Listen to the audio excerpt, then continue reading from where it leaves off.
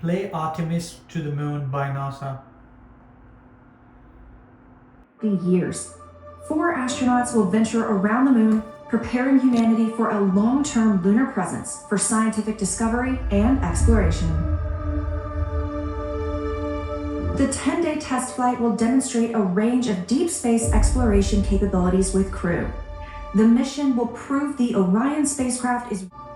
On launch day, the Artemis II crew suits up, undergoes final checks, and rides in the crew transportation vehicles to Launch Pad 39B at NASA's Kennedy Space Center in Florida. Stacked on the mobile launcher, NASA's 322-foot-tall SLS, or Space Launch System rocket with the Orion spacecraft awaits the crew, having made its 4-mile journey from the vehicle assembly building on the crawler transporter to the pad. Did you see that projection?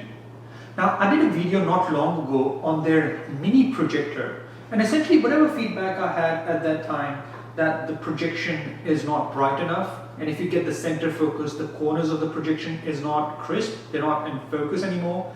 You can't really do presentations on it. You cannot really download apps natively to the projector. Guess what? Putrims team got back to me. They're like, hey, we've fixed everything. Meet K12. This is their latest and greatest projector.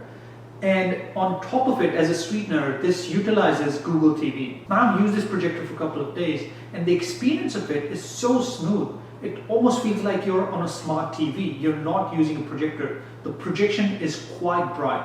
I've used a lot of budget mid-range projectors, and I think this one by far blows everything out of the water.